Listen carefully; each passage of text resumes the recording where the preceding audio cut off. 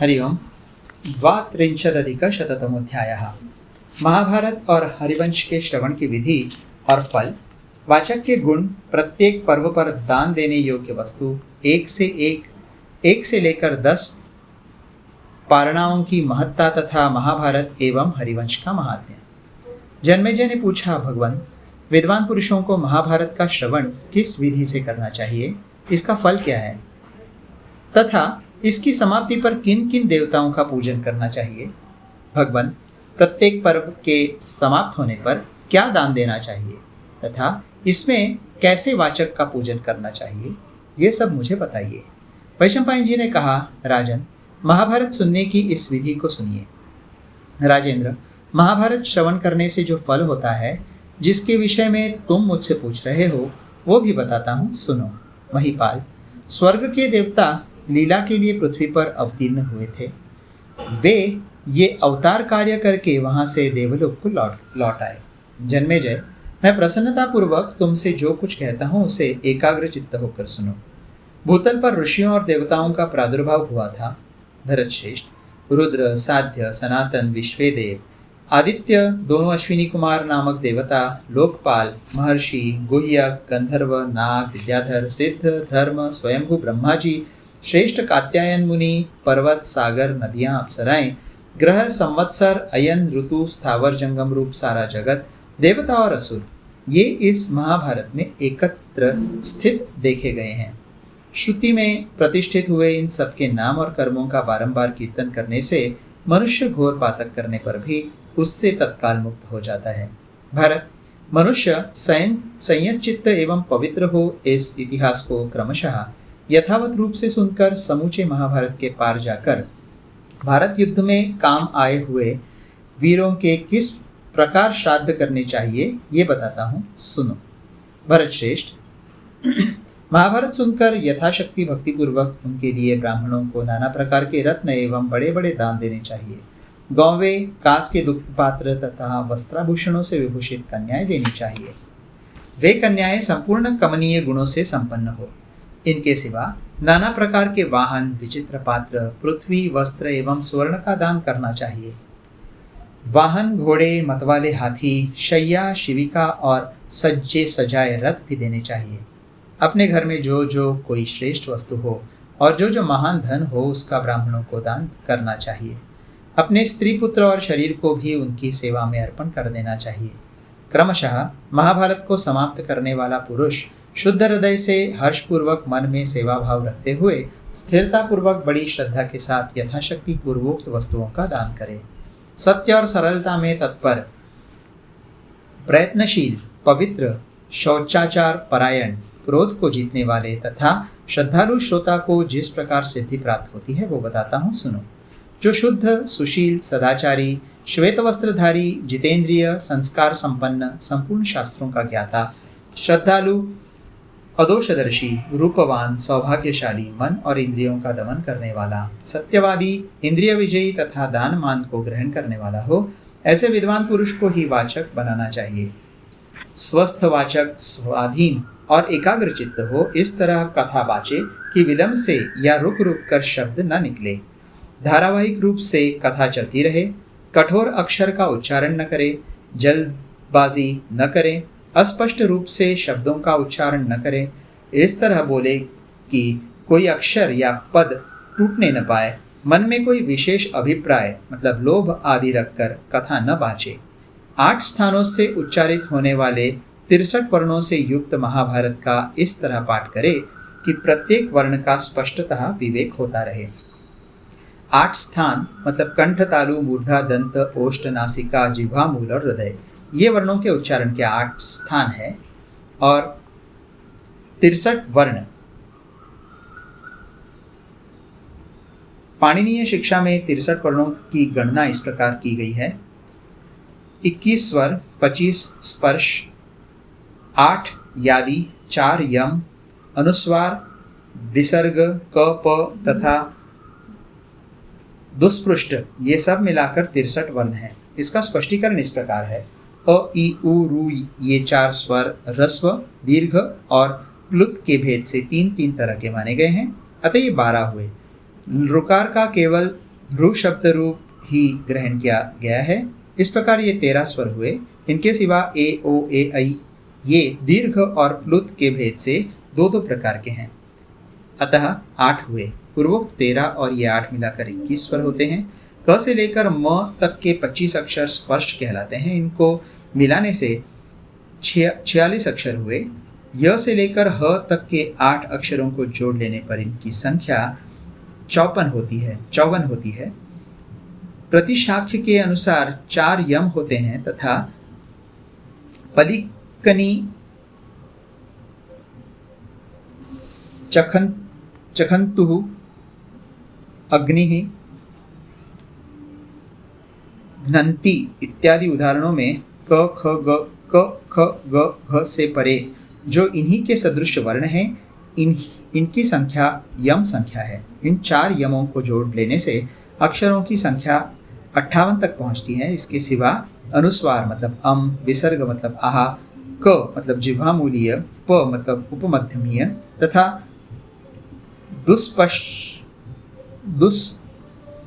दुष्पृष्ठ वर्ण 2 स्वरों के मध्य में वर्तमान लकार, ये 4 अक्षर और हैं। इन सब का योग 63 होता है। ये ही 63 अक्षर हैं। 8 स्थानों से उच्चारित होने वाले 63 वर्णों से युक्त महाभारत का इस तरह पाठ करें कि प्रत्येक वर्ण का स्पष्टता विवेक होता रहे। वाचक पहले अंतर्यामी नारायण स्वरूप भगवान श्री कृष्ण, उनके नित्य सखा नर स्वरूप नरश्रेष्ठ अर्जुन, उनकी लीला प्रकट करने वाली भगवती सरस्वती और उन लीलाओं का संकलन करने वाले महर्षि वेद व्यास को नमस्कार करके जय, इतिहास, पुराण एवं महाभारत का पाठ आरंभ करें। राजन भरत नंदन, जो श्रोता शौच, संतोष आदि नियमों के पालन में तत्पर एवं पवित्र रहकर ऐसे वाचक से महाभारत सुनता है, वह उसके पूर्ण फल को प्राप्त कर लेता है।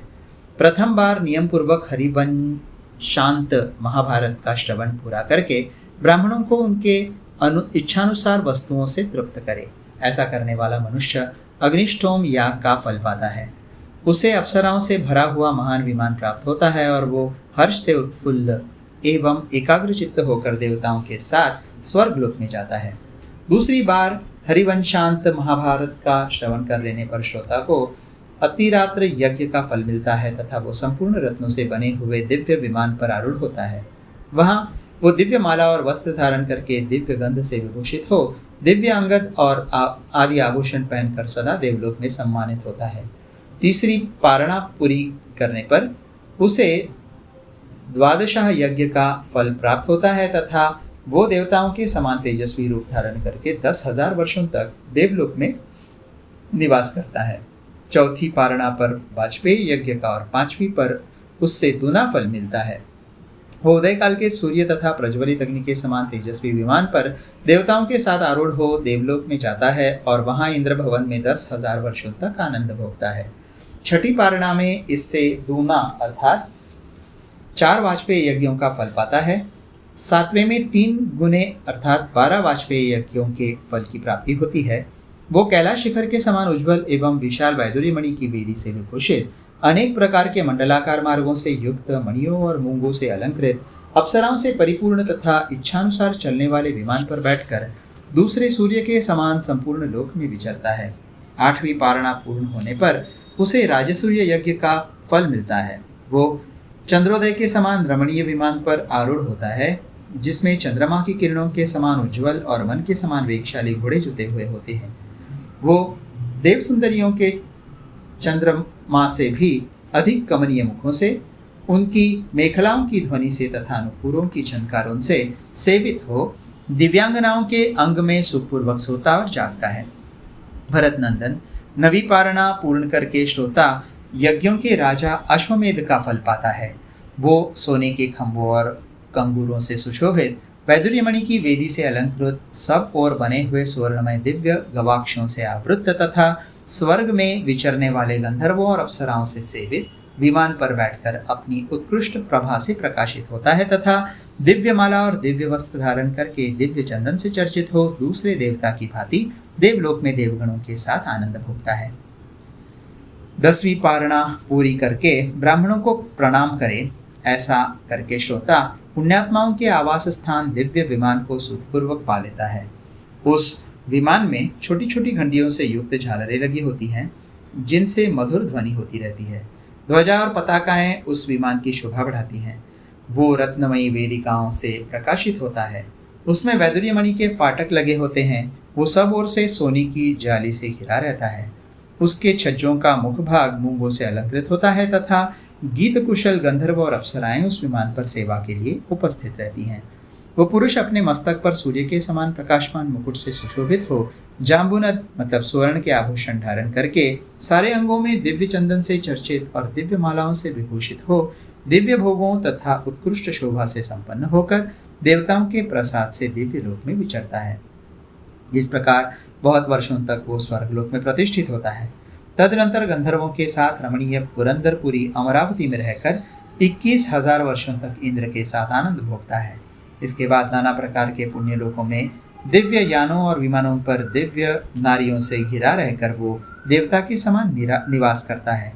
राजन, तत्पश्चात वो क्रमशः सूर्य भवन में, चंद्र लोक में तथा भगवान शिव के धाम में निवास करके अंत में भगवान विष्णु का सालोक्य प्राप्त कर लेता है।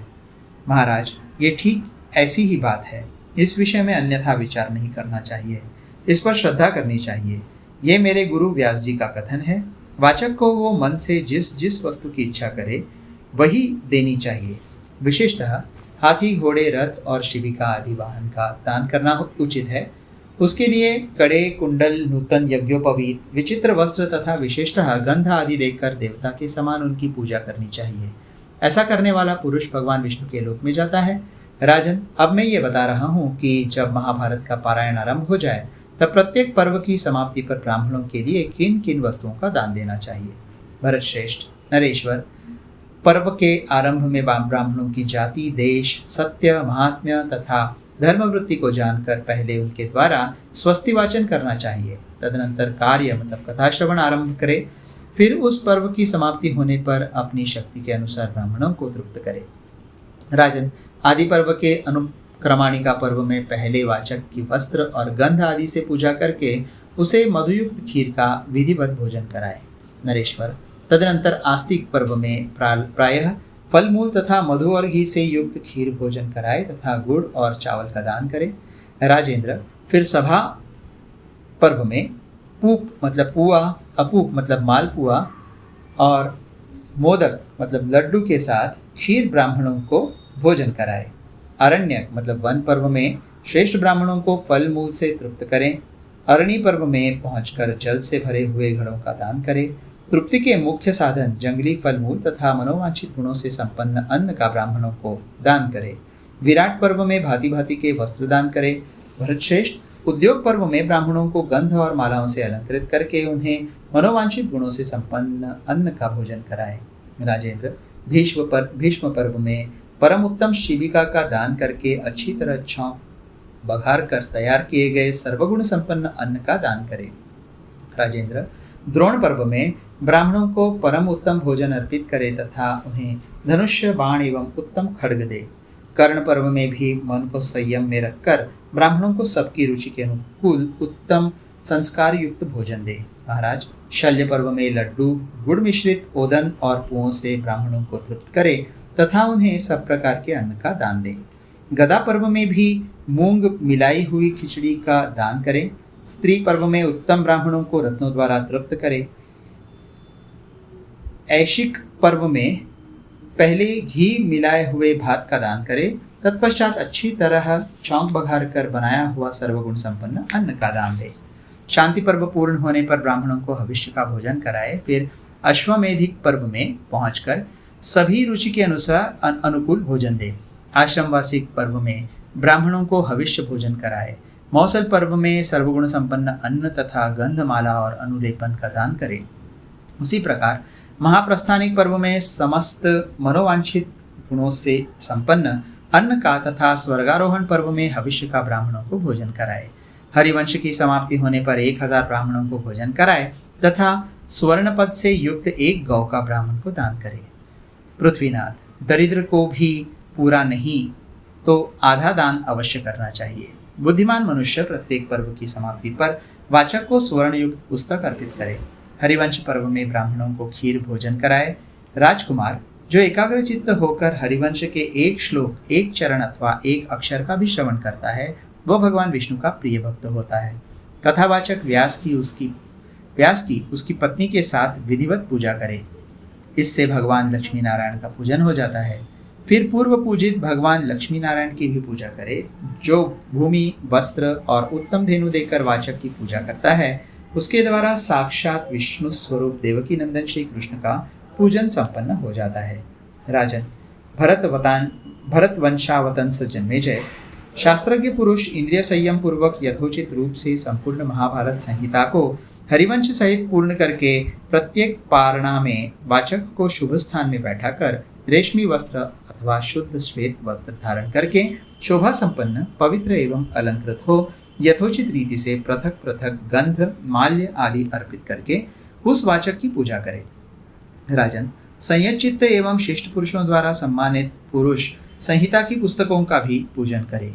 वाचक को उत्तम उत्तम भक्ष्य भोज्य पदार्थ, पेय, रस आदि तथा नाना प्रकार की शुभ मनोवांछित वस्तुओं के साथ सुवर्ण, गौ, वस्त्र तथा दक्षिणा समर्पित करे। सभी पारणाओं में प्रणत भाव से 3 पल मतलब 3 भर स्वर्ण देना चाहिए।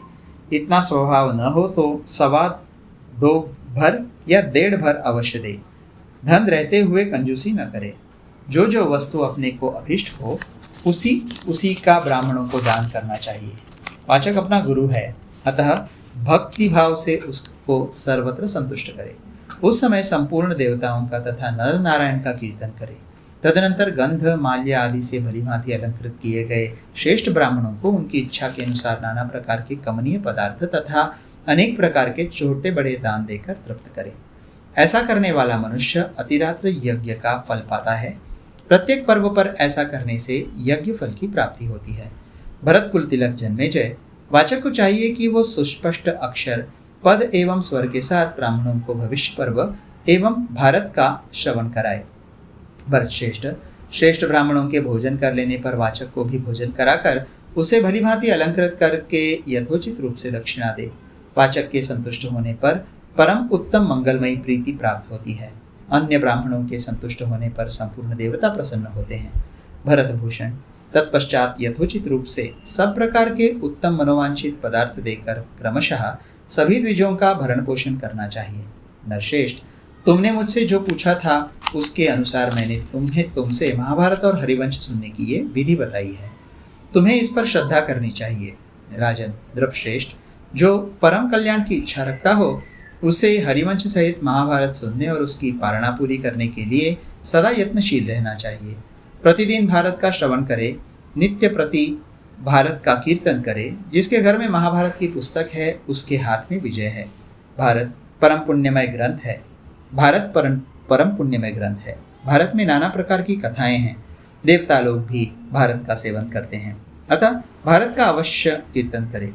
भरत श्रेष्ठ, भारत संपूर्ण शास्त्रों में उत्तम है। भारत के अनुशीलन से मोक्ष प्राप्त होता है। ये मैं तुम्हें तत्व की बात बता रहा हूँ। जो महाभारत इतिहास पृथ्वी, गौ, सरस्वती, ब्राह्मण और भगवान श्री कृष्ण का कीर्तन करता है वो कभी कष्ट में नहीं पड़ता।